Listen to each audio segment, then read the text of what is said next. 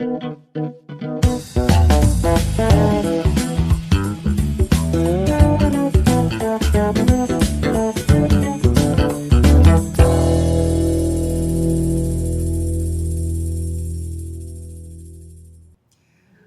sejam muito bem-vindos e bem-vindas ao Impcast, o podcast que fala sua língua. Eu sou Michele Rocha e hoje estamos falando diretamente do Congresso Mais Informação, Mais Inclusão. E agora nós vamos conversar com a Carol Stenkoff. Carol, seja muito bem-vinda. Olá, Michele, muito obrigada pelo convite. Um prazer estar aqui com vocês no Impcast. Carol já é nossa parceira aqui, né? Carol, já conversamos algumas vezes. Sim. Carol, eu queria saber, eu acho que muitas mães ou muitos profissionais perguntam, mas por que a musicoterapia? O que o ritmo faz no cérebro da criança autista ou neurodivergente? Sim. Como é isso, Carol? Bom, eu sou musicoterapeuta de formação, então musicoterapia é uma graduação e também uma especialização, é muito importante dizer isso. A gente não faz aula de música, então a gente não ensina o instrumento. A gente usa a música como meio para alcançar os objetivos clínicos. Qual é o meu objetivo clínico? É um objetivo não musical, mas eu uso a música para chegar lá. Então, a minha palestra de hoje eu vou falar sobre ritmo e o cérebro. Então, como que o ritmo ajuda a organização, ajuda na previsibilidade e ajuda na antecipação do que vai acontecer. O nosso cérebro, ele gosta muito de padrões. Então, quanto mais a gente oferecer esses padrões de forma organizada, sistematizada, mais fácil é para o nosso cérebro se organizar, baixar o nível de alerta, prestar mais atenção e tem a organização corporal, porque quando a gente fala de ritmo, a gente está falando do nosso corpo atuando, não só o nosso cérebro. A gente fala muito sobre a música ela está inerente ao nosso ser, né? Desde antes da gente nascer, ai meu Deus, estou batendo o microfone. Desde antes da gente nascer, a gente já é um ser musical, porque a gente ouve os batimentos do coração da nossa mãe, a gente ouve os movimentos dentro da barriga, então tudo isso, ele é atrelado ao som. Quando a criança nasce, a gente não fala, João, vou trocar sua fralda. Nenhuma mãe fala isso, João, bonitinho, vou trocar sua fralda. Esse manhãs é música, porque o nosso cérebro, quando ele não está maturado o suficiente, não chegou na sua funcionalidade plena, ele tem o córtex auditivo primário, que é onde processa a música. Então, antes da gente entender palavra, o nosso cérebro entende música. E quando a gente coloca o ritmo dentro dessa equação, a gente traz um elemento que ele é organizador. Então, em qualquer lugar que você estiver, e hoje eu vou fazer isso na palestra, a gente vai fazer uma atividade rítmica e é impressionante, pode ser 3 pessoas, 100 pessoas, 1000 pessoas juntas. Elas sincronizam no mesmo ritmo. Legal. Porque o nosso cérebro, ele trabalha com organização, com padrões de organização. E quando a gente trabalha isso dentro da musicoterapia, com objetivos não musicais, a gente consegue dar ritmo na fala daquela criança, daquele adolescente, aquele adulto. Porque muitas das questões na linguagem do autismo é essa fala entrecortada, muitas vezes sem ritmo, muitas vezes que não tem um cadeamento. O ritmo, ele faz parte da pergunta, da afirmação, ele faz parte da intencionalidade. Se eu quiser falar mais rápido e passar a impressão que eu estou agitada, eu vou falar mais rápido. Se eu quiser passar a impressão, ao passar a mensagem que eu estou mais organizada, mais tranquila, o ritmo da minha fala vai ser um ritmo diferente. E isso é possível, sim, a gente trabalhar dentro da musicoterapia. Enfim, é muito interessante, eu sou apaixonada por esse tema, apesar de estar entre a prática clínica e também a parte acadêmica, desenvolvimento de pesquisa, mas essa área é uma área que me chama muita atenção e é o que eu falo muito para os musicoterapeutas que eu supervisiono. Usem o ritmo. O ritmo, ele também faz parte da música. A gente acha que música é só uma melodia bonita. Isso. Não é. A melodia, ela tá apoiada no ritmo. O ritmo, ele é muito instintivo, né? Então, todas as populações do mundo, todas as regiões têm ritmos que remetem à sua cultura. Hoje, se a gente fizer uma batida de funk aqui, obviamente vai remeter a um baile funk, vai remeter ao vídeo do TikTok, Porque você vai lembrar daquele padrão. Sim. E esses padrões ajudam na nossa organização, tanto pessoas neurodivergentes quanto pessoas típicas. Então é benéfico para todo mundo. Carol, você falando aí, e eu falei, gente, Arthur, né? Arthur, ele, agora que ele tá falando, né? Vindo as primeiras palavrinhas. Mas o Arthur começou a cantar primeiro, antes de falar. Isso acontece muito, exatamente por isso. O nosso córtex auditivo primário é onde processa a música e onde também dá o input musical para eu responder musicalmente. Uhum. E lá no consultório eu sempre recebo crianças que primeiro cantam e depois falam. Sim. Um dos papéis do musicoterapeuta, nessa área especificamente, que trabalha com a linguagem, é fazer essa transição entre o musical para o não musical. Uhum. Porque quando você canta, é muito bonitinho. Uhum. Quando você é criança, é lindo. Mas a gente também precisa pensar na funcionalidade. Isso. Qual é a função desse tipo de comunicação? Por exemplo, eu uso muito frases musicais que são funcionais. Então, eu quero água. Então, a criança aprende a pedir água através de uma forma musical. Uhum. Porque é a linguagem que ela tem naquele momento. Uhum. Mas eu não quero que ela peça isso para sempre. Uhum. Porque ela vai crescer, vai virar um adolescente. Imagina um adolescente de 1,70 Sim. com barba chegando, eu quero água. No meio social, isso não é compatível. Uhum. Gera Né? estranheza. Gera né? estranheza, gera afastamento. E o que a gente quer? Que essa pessoa ela esteja dentro de um grupo social. Porque isso faz parte do desenvolvimento humano. Então, quando eu ensino isso, primeiro através da música e depois de questões não musicais. Apesar de que a gente continua com ritmo. Eu quero água. Uhum. Eu vou falar mais rápido. Isso a gente também trabalha muito na parte de reabilitação neurológica, né? Legal. Que é uma das minhas especializações que eu gosto muito. É você pensar em como reorganizar essa fala, essa frase, dentro de um espaço de tempo. Uhum. Porque uma coisa é você falar, você saber que aquela pessoa tem alguma dificuldade, e ela vai falar, eu quero água. Mas às vezes a gente não tem o tempo, ou quem está do outro lado, o ouvinte, não entende, não percebe essas diferenças. Uhum. E mais uma vez, talvez esse tipo de comunicação funcione por um tempo, mas o que a gente quer? A regularidade. Uhum. A gente quer que essa linguagem ela seja funcional. E o ritmo é o que dá a cadência na nossa fala. Legal. Então, quando a gente quer falar, é isso, passa por tudo, por intencionalidade, por ritmo da fala e organização dessa linguagem. Primeiro, a gente vem com isso através da música e muitas crianças aprendem a cantar Sim. antes de falar Uhum. e depois continua essas questões musicais, mas na parte da prosódia, na parte do ritmo, da entonação dessa fala que gera essa comunicação. Muito interessante, Carol.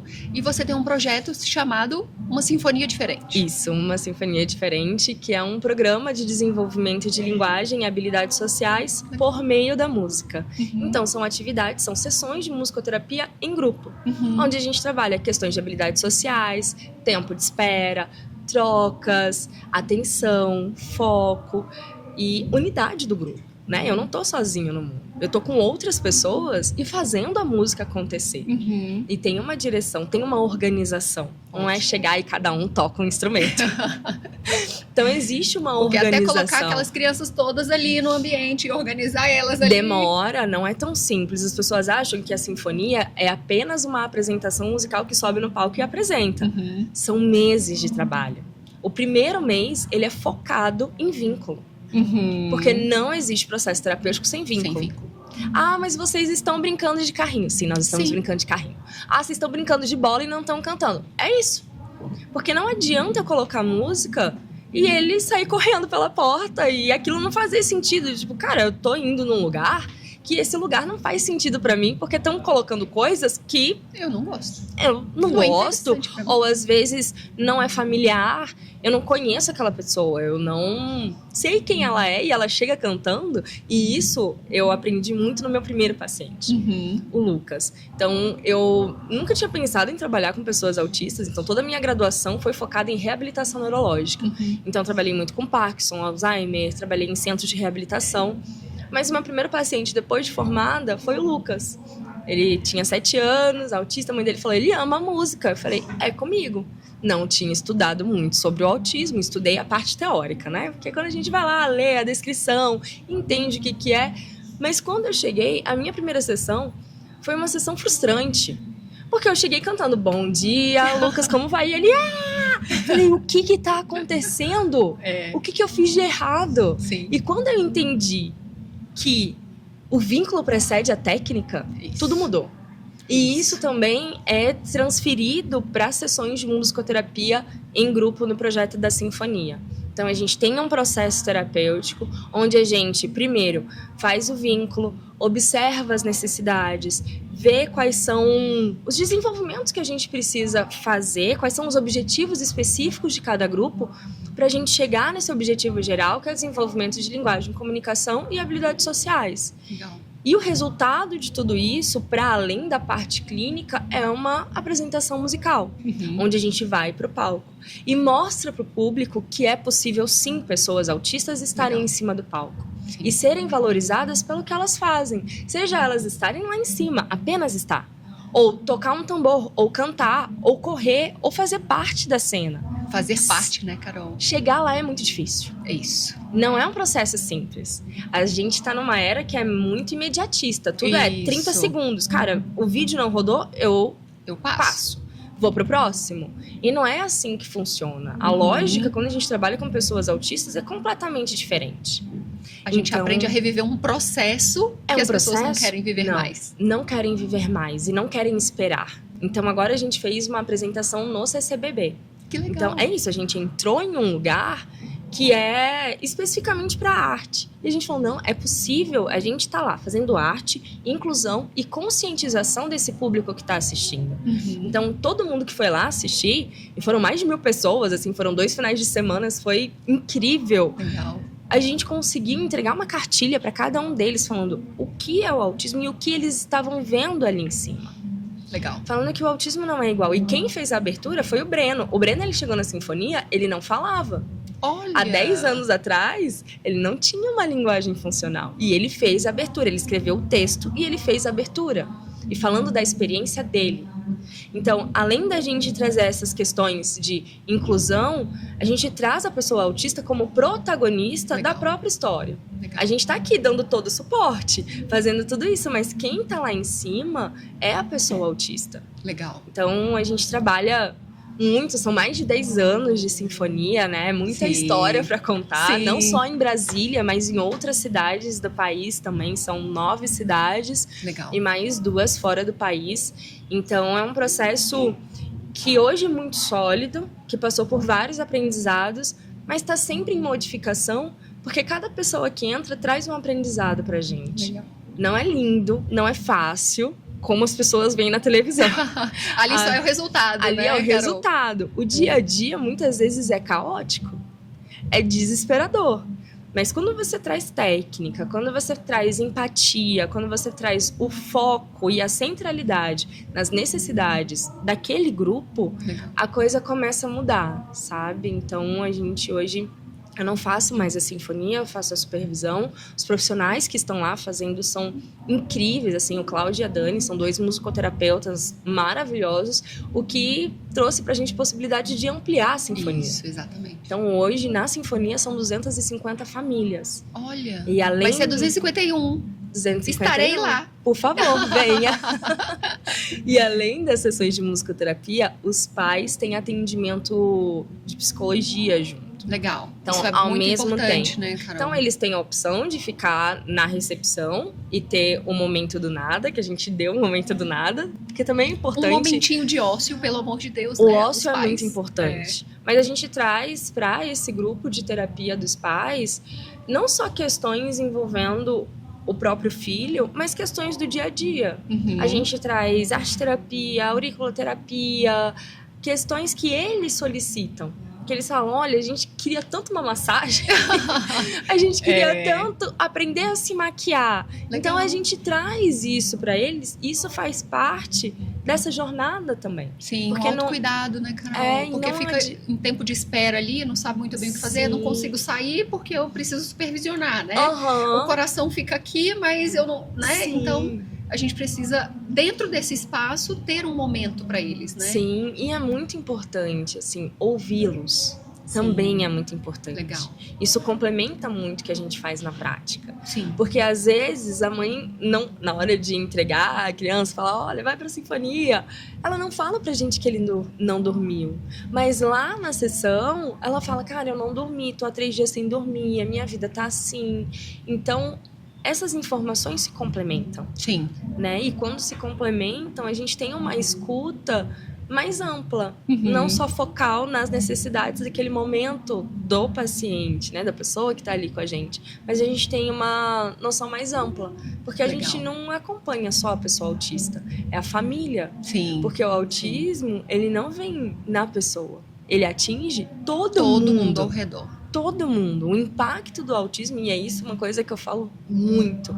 Muitas vezes a gente pensa no autismo numa forma clínica. Uhum. A gente não olha para o autismo como uma forma social e que impacta a sociedade, e a sociedade impacta na forma como nós vemos o autismo. Uhum. Então, dentro da sinfonia, a gente tenta fazer isso, sabe? Ter essa escuta da família, proporcionar experiências para a família, Sim, como um todo. Carol, e aí abre-se uma outra janela, né, que é o mapa. Sim. Que, né, o que não é a pessoa que tá e nasce com autismo, que só tem ali, né, um impacto familiar, mas também abre-se um leque de possibilidades sociais, enfim. Sim. E aí surgiu o mapa. Qual que é o principal objetivo do mapa? O mapa é uma plataforma de inteligência de dados que o nosso objetivo é trazer informações e conhecer quem é a pessoa autista para além do diagnóstico. Uhum. A gente sabe muito do diagnóstico clínico, tem pesquisas avançadíssimas, mas a gente sabe do impacto social do autismo. A gente sabe onde essa pessoa autista vive, quais são os acessos e não acessos que ela tem. Uhum. A gente sabe o impacto financeiro, econômico, em políticas públicas, enfim, a gente sabe. A gente não sabe. Sim. A gente não tem dados. E isso veio a partir de uma provocação da sinfonia. Quando eu ia falar com patrocinadores, apoiadores, eles falaram, tá, você está atendendo 50 pessoas autistas. O que isso representa? Uhum. Elas precisam só de musicoterapia? E aí eu trazia questões clínicas. Não, precisa de outras coisas. Tá, mas qual é a característica dessa família? Eu conseguia falar apenas do grupo que eu atendia. Uhum. E quando a gente vai extrapolar e pensar em políticas públicas, pensar em inovação, que é uma das áreas que eu mais amo, que eu sou apaixonada em inovar, a gente entende que não precisa só disso. A gente precisa de cada vez mais. Entender quem é a pessoa autista. Onde ela vive. O que ela tem de acesso e o que ela não tem. Até então a gente não tinha. Sim, então, o que ela precisa, né? Exato. E como que a gente vai trazer respostas, trazer políticas públicas para alguém que eu não conheço? Uhum. Hoje as nossas políticas públicas são importantes, são muito importantes, mas elas têm muitas brechas que não atendem a população autista. Porque ela foi feita especificamente para um grupo. Ou é uma política pública limitada. Uhum. A gente tem o Cipiteia. Eu amo o Cipiteia, é maravilhoso. Mas cadê os dados que vêm a partir da geração do Cipiteia? Uhum. E por que o Cipiteia não é usado na hora que eu vou dar entrada no BPC? Eu tenho que levar toda a documentação novamente. Sim. Se é algo do governo. Sim. E isso gera mais barreiras, Uhum. mais burocracia, mais lentidão no processo de acesso. Sim. E isso não é pensado. A gente tem o Cipiteia, ótimo, lindo. Mas o que eu faço e agora? o que eu faço com isso? Não tem uma validade legal. Se você apresenta o Cipiteia, enfim, numa rede de saúde ou numa escola, eles vão falar, ok, mas eu preciso do laudo, eu preciso disso, eu preciso daquilo, e isso gera barreiras. E se já tem o Cipiteia, já tem tudo isso? Já tem! Para fazer o Cipiteia, Cipiteia, já tem tudo isso. E é uma estrutura do governo. Uhum. Então, a gente começa a analisar essas questões. A gente perguntou no Mapa Autismo Brasil, né? A gente coletou as respostas no ano passado. Então, foram mais de 40 mil respostas iniciadas, 28 mil respostas concluídas. E depois de toda a limpeza dos dados, de incongruência, de inconsistência dos dados, a gente ficou com 23.632 respostas. Ótimo. Isso quer dizer que a gente tem uma característica do Brasil inteiro? Não, ainda não. Mas a pesquisa vai acontecer a cada 2 anos. Legal. Então, é uma pesquisa longitudinal, que a gente vai, a partir das pessoas conhecendo, fazer um acompanhamento dessa população. Será que mudou a idade de diagnóstico a partir de uma política pública que foi feita, a partir de uma adequação de estratégia de quantos profissionais aquela região precisa? Porque é isso, hoje a média de idade de diagnóstico, com os dados do MAB, é de 11 anos. Olha. É muito alto. É muito alto. Porque nós temos autistas tendo diagnóstico tardio. Grande parte dos respondentes tiveram diagnóstico até 4 anos. A gente ficou muito feliz com esses dados. Sim. Muito, muito feliz. Porque é uma característica que a gente vê internacionalmente. Isso tem acontecido. Porém, algumas pessoas não estão tendo diagnóstico precoce. Se a gente for para outras regiões, essa idade muda muito. Se a gente for para o Norte e Nordeste, as pessoas estão tendo diagnóstico com 7 anos. Já atrasou muito, anos. Né, Carol? O que eu faço com uma criança dentro da escola que não tem diagnóstico? Nada. Porque muitas tudo vezes, parte... Alguns nem vão para a escola, né? Exato. Tudo parte do diagnóstico no nosso país. Sim. A gente não tem nenhum acesso se a gente não tiver o diagnóstico. Sim. Se a gente não tiver um laudo de um médico comprovando essas questões. Sim. Então, isso acaba atrasando algumas questões de acesso. De novo, acesso. Barreiras. Então... Gente, preciso liberar a Carol. Não queria liberar pra gente passar aqui mais tempo, mas você vai lá no nosso instituto fazer com pra certeza. gente conversar mais sobre isso. Vamos. Carol,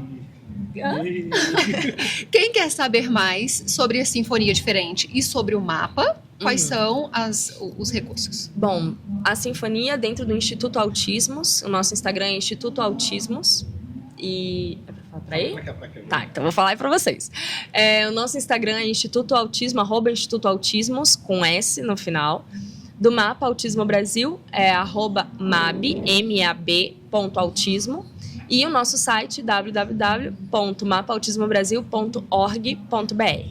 Então lá vocês vão conseguir achar todas as informações. O relatório já do Mapa Autismo Brasil está disponível no nosso site. Qualquer pessoa pode ir lá baixar, uma linguagem simples, acessível, para todo mundo usar no seu dia a dia. Porque agora a gente começa a conhecer, começa a ter informações. Ótimo, e a partir disso a gente consegue ampliar os recursos, e né? A gente consegue fazer pros meninos. Transformação. Carol, muito obrigada. Obrigada. Muito obrigada mesmo. Eu que agradeço. E nós vamos lá. E eu trouxe um presente pra você. Uma bolsa do MAB, um caderninho do Instituto. Gente, então entrem lá. Vou abrir aqui para mostrar o presente. Um caderninho. Instituto Autismos. É isso. Carol, muito obrigada. Gente, infelizmente tenho que liberar a Carol para palestra. Mas, Carol, muito obrigada. Nós vamos falar mais sobre isso. Vamos levar você lá no Instituto para a gente conversar mais. Vamos, com certeza. E muito obrigada. E para vocês que ficam aí, gente, continuem nessa maratona de informação. Até lá. Sensacional, Carolzinha! Um pouco de água. Uau!